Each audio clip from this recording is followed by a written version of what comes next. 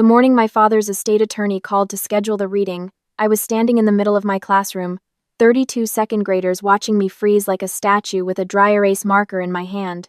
I excused myself to the hallway, listened to the man's calm, practiced voice, and said yes to the appointment without asking a single question.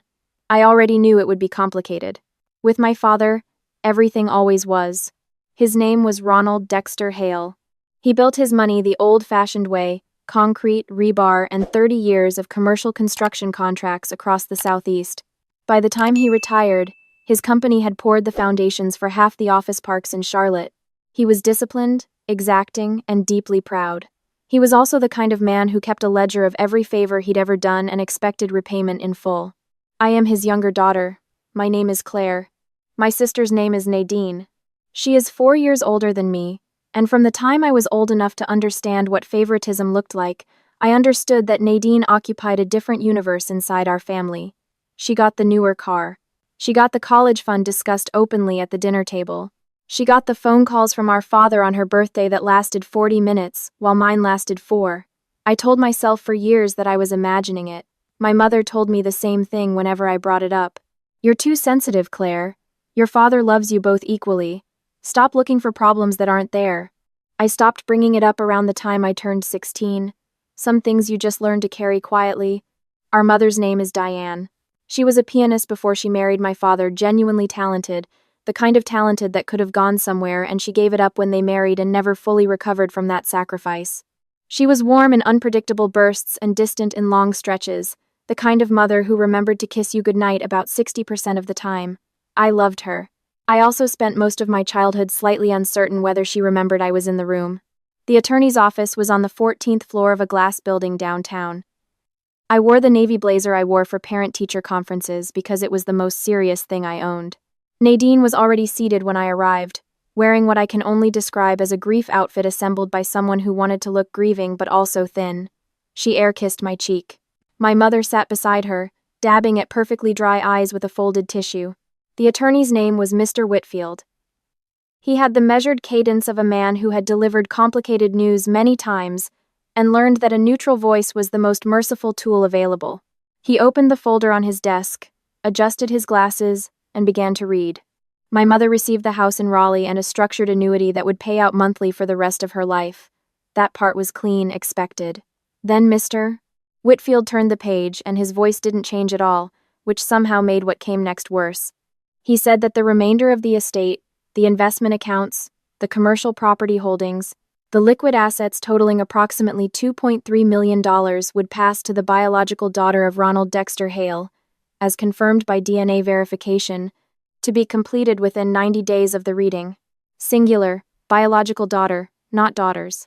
I heard my mother make a sound I had never heard from her before. Something small and involuntary, like a word that didn't make it all the way out. Nadine turned to look at me, and for one strange second her face was completely unguarded. Then it closed back up. Mr. Whitfield continued. The test was to be administered through a certified third-party laboratory. Both daughters were listed by name in the clause. Results would be delivered to the estate and to each party individually. If one daughter declined to participate, her share would be redirected to a charitable foundation already designated in a secondary provision. My first feeling was humiliation. Clean, hot, immediate humiliation. My father had looked at his 2 daughters, decided one of them might not be his, and chose to settle the question from the grave rather than ask it while he was breathing. My second feeling, arriving about 30 seconds behind the first, was something I didn't have a name for yet. A small, cold question mark. On the drive home, I called my best friend, Dana, and told her what happened. She was quiet for a moment and then said, very carefully, "Claire, why would he test both of you if he only suspected one?" I didn't have an answer for that. The next 2 weeks were an education in what people reveal when they're frightened. Nadine called me 4 times in 3 days, which was more than she'd called me in the previous 3 years combined. The conversations had a particular texture, warm on the surface, probing underneath. She kept returning to the same points. Dad was getting confused near the end, wasn't he? Dementia does strange things to people's thinking. Surely this clause could be challenged legally. Had I talked to anyone about contesting the will? I listened. I didn't commit to anything. I said I needed time to think. My mother was worse. She came to my apartment on a Tuesday evening with a bottle of wine she didn't open and a speech she'd clearly rehearsed.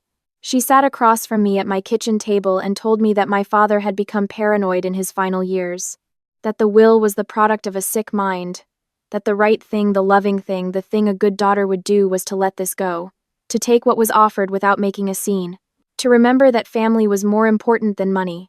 She had never once, in my 31 years of life, shown up at my apartment on a Tuesday evening. That fact sat in the room between us like a third person. I asked her, very quietly, if there was something she wanted to tell me before I scheduled the test. She picked up her purse and left without finishing the wine. I scheduled the appointment the next morning. The laboratory was a clean, unremarkable office off a highway service road. A technician in pale blue scrubs walked me through the consent forms, explained the process, swabbed the inside of my cheek. The whole thing took 11 minutes.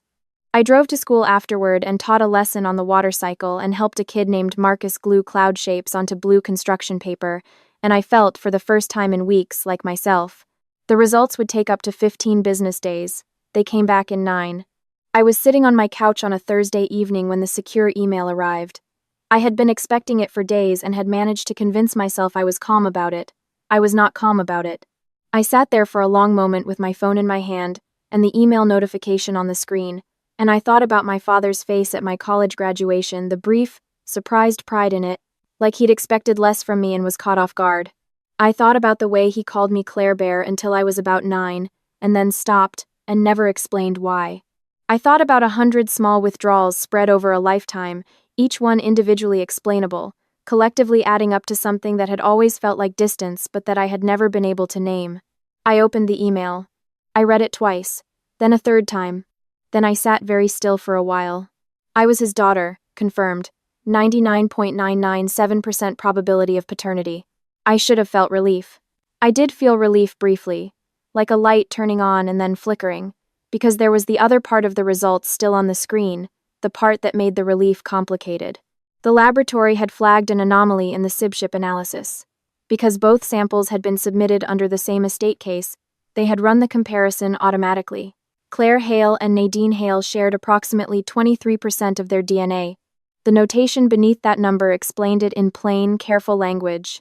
Full siblings share roughly 50%. Half siblings share roughly 25%.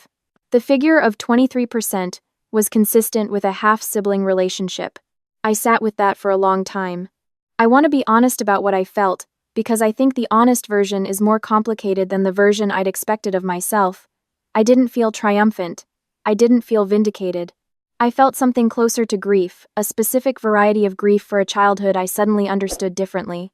Every instance of favoritism I had cataloged and talked myself out of, every moment I'd wondered what I'd done wrong, every birthday call that lasted 4 minutes instead of 40, none of it had been about me. None of it had been something I could have fixed. He had known, or suspected, and he had not been able to love her the same way he loved me, and rather than confront my mother he had carried it for decades and quietly punished a child who had no idea why. And then he had died and handed the question to a laboratory and 2 daughters who deserved better than that from him. I cried for about an hour. Then I washed my face and called Dana. She answered on the first ring. I told her what the results said. She was quiet for a moment, and then she said, "What do you need?" That was the right question. I told her I needed to figure out what to tell Nadine. The conversation I'd been dreading turned out to be different than I imagined. I called Nadine the following morning and asked if I could come over. She said yes in a voice that told me she already understood something had shifted. I drove to her house in the suburb where she lived with her husband and her 2 daughters, and she met me at the door, and we sat in her kitchen, and I told her. I watched her face do the same thing mine had done, the brief, unguarded moment before the composure came back up. She looked at her own hands for a while. She didn't cry, not in front of me. She asked me to tell her what the percentages meant, and I explained them as clearly as I could. She nodded slowly, the way people nod when they're processing something too large to respond to immediately. Then she said, "Mom knew." It wasn't a question. I said I thought so. I said I thought Dad probably did too, or at least suspected for a long time. She made a sound that was almost a laugh. So he spent my whole life treating me like a problem he hadn't solved. She looked up. And treating you like proof that he could have had a normal family if it weren't for her. I hadn't thought of it that way. The accuracy of it was uncomfortable. Neither of us spoke for a minute or two. Outside her kitchen window, her oldest daughter was shooting baskets in the driveway, completely unconcerned, the way children are when the world is not yet complicated. I watched her for a moment and felt something settle. I told Nadine what I had already decided. I told her that I was not going to take $2.3 million and walk away from my sister.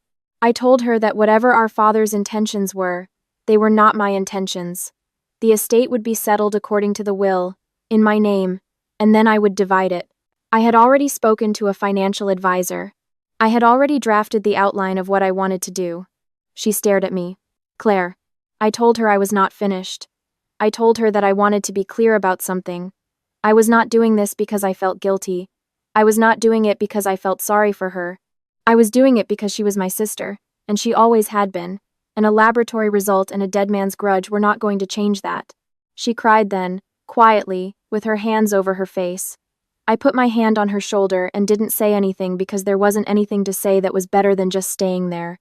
Our mother was the harder conversation. I drove to the Raleigh house on a Saturday.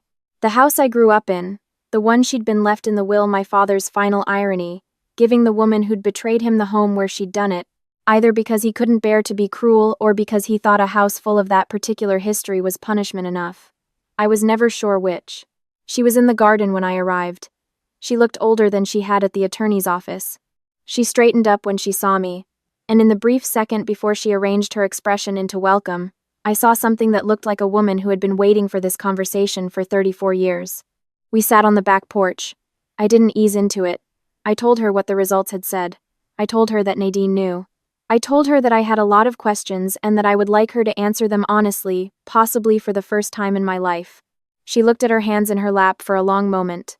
Then she told me. His name wasn't relevant anymore and I won't give it. He was someone she had known before she married my father, someone she had never fully stopped loving in the way you sometimes don't. And for a period of about 6 months when I was around 3 years old and her marriage was in a stretch she described as the loneliest of her life, they had seen each other again. She had ended it. She had told herself it was a mistake. She had buried it so completely that some days she believed she had made it up. She said she didn't know. Not for certain, not for years. And then she did know, and she didn't know how to undo what had already been built. I asked her if my father had ever confronted her directly. She shook her head. He had never said a word out loud. He had only gone quiet, and stayed quiet, and she had lived in that silence for 3 decades. I sat with that for a moment.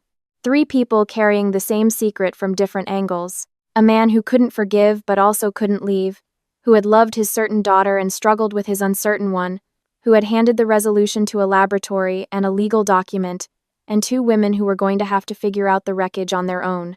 I told my mother that I was furious with her.